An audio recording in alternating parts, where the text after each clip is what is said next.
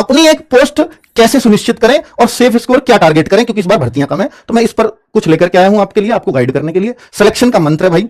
एक तो मैं आपको यह बता दूं कि भाई एक पोस्ट अगर आपको अपनी सुनिश्चित करनी है तो निश्चित तौर पर जो कमियां पहले 60,244 में रही थी उन पे काम करना होगा, और वो इस बार कमियां ना रहें, इसके लिए आपको जी जान से जुटना होगा। आप खुद से पूछिए एक बार कि वहां पर मेरी कुछ तो कमी रही होगी, क्योंकि 60,244 में अगर मैं नहीं आया और यूपी के अंदर ही भर्तियां थी, तो ये कुछ ऐसा नहीं हो सकता कि बिना कमी करे आप दिन रात एक कर दिए थे। और भाई दिन रात भी एक किए थे तो हो सकता है 2-3 महीने किए हो, या बीच बीच में कुछ और ऐसे काम आ गए हो जिनसे आपसे डिस्ट्रैक्ट हुए हो, या आपका माइंड नेगेटिविटी पे चला गया हो, या आपने ये सोचा हो कि मैं यहां से पढ़ लूं, वहां से पढ़ लूं, वहां से भी। मैंने 10 जगह से चीजें पढ़ी हो और 10 जगह से पढ़ के मैं कहीं का नहीं रह जाता, ये आपको मानना पड़ेगा। आप एक जगह से पढ़िए, कहीं से भी पढ़िए, 10 जगह पढ़ना। देखिए कोई भी टीचर बोल देगा इस बात को, चाहे आप ऑफलाइन भी पढ़ रहे तो ऑफलाइन भी मन लगा के पढ़िए। फिर आपको ऑनलाइन, फिर आपको आप जाते हैं लाइब्रेरी में, आपको कहता है भाई ऑनलाइन है वो इंडिया का सबसे बढ़िया। भाई अगर आपको ऑफलाइन अपने यहां बहुत बढ़िया चीजें लग रही हैं, बहुत अच्छे से समझ में आ रही है, तो फिर क्यों ऑनलाइन के चक्कर में पढ़ना है? आप ऑफलाइन पढ़िए। ठीक है, मैं आपको गाइड करने आया हूं, मैं ये नहीं कि मेरा फायदा इसमें तो इसलिए मैं ऑनलाइन के लिए गाइड करूं। अगर आपको ऑफलाइन में सारे सब्जेक्ट्स बहुत बेहतरीन मिल जाते हैं, या सारे नहीं मिलते, ऑफलाइन में मुझे 2 सब्जेक्ट बहुत बेहतरीन समझ आ रहे हैं और बाकी 2 सब्जेक्ट को मैं ऑनलाइन कर लेता हूं, इस तरह से भी डिसाइड कर सकते हो।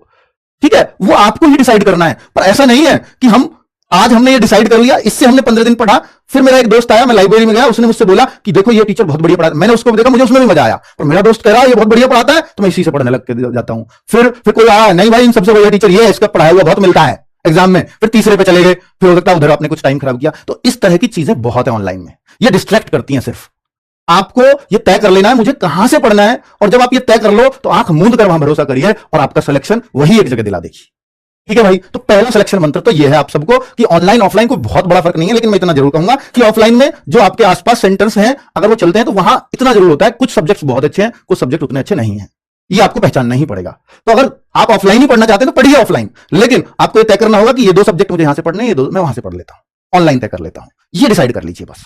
ठीक है, बाकी ऑनलाइन में मैं आपको इतना विश्वास दिलाता हूं कि आरडब्ल्यूए का 60,244 बच्चों के, मैं ये नहीं कहता कि 100% वो हर चीज हमसे पढ़े, पर उनमें से शायद ही कोई बच्चा ऐसा बचा हो जिसकी सफलता में आरडब्ल्यूए का कुछ ना कुछ योगदान ना हो, चाहे थोड़ा हो, किसी की में बहुत ज्यादा हो, किसी की में सब कुछ हो, पर उन सबकी सफलता में कुछ ना कुछ योगदान आरडब्ल्यूए का, चाहे वो मॉक टेस्ट से हो, चाहे वो प्रैक्टिस सेट से हो, चाहे वो बैच से हो या बुक से हो, इन सब में से किसी ना किसी चीज में आरडब्ल्यूए का योगदान उनकी सफलता में रहा है।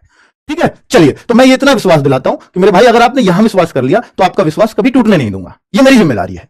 ठीक है, चलो, तो ऑनलाइन में आप चाहे एक सब्जेक्ट यहां से पढ़ें, चाहे आप सब कुछ यहां से पढ़ें, आपको कभी पछतावा नहीं होगा कि मैंने ये चैनल क्यों चुना था। और यही सबसे बड़ी बात होती है किसी भी टीचर की। आज जो मैं आपको देने का वादा करूंगा कि ये आपको दूंगा, उससे ज्यादा मैं आपके लिए कोशिश करूंगा, और ये मैं साबित कर चुका हूं, हर बार करता हूं कि भाई मैंने कभी नहीं कहा था कि मैं मेडिकल में भी आपका कराऊंगा, लेकिन मैंने मेडिकल कराए थे। मैंने नहीं कहा था कि मैं फिजिकल की तैयारी भी आपकी कराऊंगा या आरएफआईडी से फिजिकल लूंगा आपका, पर मैंने कराया, ये सब कुछ कराया, क्योंकि मेरा उद्देश्य था, इस चैनल का नाम है रोजगार विद अंकित, और सोच भी यही थी कि जब तक बच्चों के पास रोजगार ना हो तब तक मैं उनके साथ रहूंगा। ठीक है, तो रोजगार तभी होगा जब आप मेडिकल में पास होंगे और फिजिकल में पास होंगे, केवल एग्जाम नहीं। यही वजह है कि हम लास्ट तक आपके साथ रहते हैं। ठीक है, बैच या फीस, बैच या फ्री क्लासेस, बैच या फ्री क्लासेस किससे पढ़ें? अगर आप देखिए बच्चे 60,244 में आप ये मानते हो कि मैं बिल्कुल किनारे से रहा हूं, तो आपको कोई बैच लेने की आवश्यकता नहीं है। आप किनारे से रहे हैं, फाइनल मेरिट में रहे हैं, तो इसका मतलब आपने कुछ ना कुछ, कोई ना कोई बैच कहीं ना कहीं से जरूर पढ़ा हुआ होगा, और नहीं पढ़ा हुआ तो एक बार सिस्टमेटिक आपको पढ़ के जरूर देखना चाहिए, अद्भुत सुधार होगा आपके अंदर। बैच होता है सिस्टमेटिक। ठीक है, और अगर आप पढ़ चुके हो तो फ्री क्लासेस से आप पढ़िए, वो आपके लिए सफिशिएंट रहेगा। फ्री क्लासेस कहां मिलेंगी? ऑलरेडी यूट्यूब पे बहुत है आरडब्ल्यूए की, और आगे फ्यूचर में हम प्रैक्टिस सेट्स भी चलाएंगे, उनसे आप जुड़ जाइएगा। ठीक है, बैच वो लोग जरूर प्रीफर करें कि जो एक बार, क्योंकि हमारे पास अब समय बहुत है, निश्चित तौर पे 4 से 6 महीने बहुत अच्छा समय है, तो अब हम आपको शुरुआत से तैयार कर सकते हैं। और आप ये मानते हो कि सर मेरा स्कोर बार बार यही क्यों अटक जाता है, मेरा स्कोर क्यों नहीं बढ़ता? इसका मतलब आपने बैच को ढंग से नहीं पढ़ा। एक बार नहीं पढ़ा है तो फिर पढ़ लीजिए एक बार ढंग से, ये मेरी रिक्वेस्ट है। मान लो मैं आपसे इससे 500-700 रुपए दूंगा, पर वो आपके सिलेक्शन के आगे कुछ भी नहीं है। ये मैं आपको अपनी, हो सकता है लाइट की जो फीस है उसमें पढ़ा रहा हूं। एक बच्चा आया कल, मुझे उससे आया सर मेरे गांव में आपसे, मेरे गांव के आसपास 100-150 बच्चे पढ़ते हैं, वो कहते हैं तो लाइट के, अपने लाइट के बिल के बराबरी फीस लेते हैं हमसे। तो इस तरह से, तो इसलिए वो लाइट वाला डायलॉग याद आ गया। बस आगे बात कर लेता हूं बुक्स की बात। तो भाई पिछली बार रोजगार विद अंकित की बुक्स बहुत बच्चों ने पढ़ी, बहुत बच्चों ने सराही, तो हमने चारों की अलग अलग बुक्स तैयार की थी, मैथ की अलग, रीजनिंग की अलग, अभिरुचि की अलग, वो सब कुछ हमने तैयार किया था। तो मेरे भाई अभिरुचि तो री एग्जाम के बाद आई नहीं, री एग्जाम हुआ, पहले वाले में बहुत आई थी, तो इसलिए मैं ये तो नहीं कहूंगा कि भाई आप उसके ऊपर बहुत ज्यादा समय दीजिए, पर थोड़ा सा समय देना पड़ेगा, उसको हम पढ़ाएंगे आपको ऑनलाइन में। हर एक पॉइंट, हर एक चीज, सिलेबस का हर एक पॉइंट टू पॉइंट कवर किया जाएगा, इसकी आप चिंता ना करें। बुक्स अगर मैं बोलूं कि अप्रैल लास्ट नहीं, मई में यूपी पुलिस के लिए स्पेशल, ये मैं लॉन्च कर दूंगा।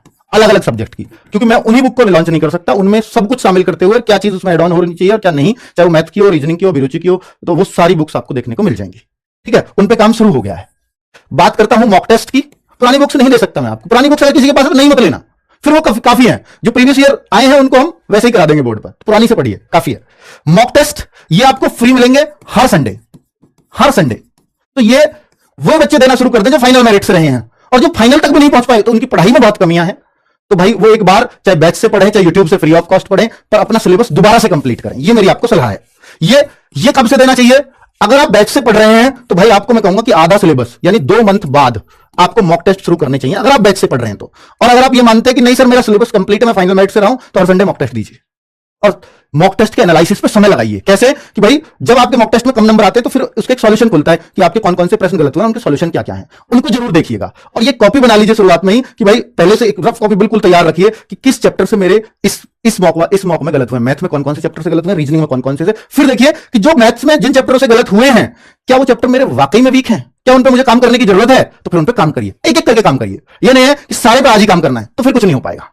ठीक है, तो ये मेरी आपको सलाह है कि एनालिसिस से बहुत बच्चे पार उतर जाते हैं। पार उतरना मतलब सेलेक्ट हो जाते हैं। अगर अपने मॉक का सही से एनालिसिस कर लिया जाए, 2 से 3 घंटे, जब आपका 2 घंटे का मॉक है ना, तो 2 घंटे उसके एनालिसिस पे जरूर लगाओ, कहां कमियां रह गई हैं, इनको कैसे सुधारूंगा, अब मैं इस चैप्टर को का सवाल आगे कभी गलत नहीं होने दूंगा, एक चैप्टर के पीछे पड़ जाइए। ठीक है, चलो प्रैक्टिस सेट्स ये बाद में चलाए जाएंगे, चलेंगे पर बाद में, बैच के बाद।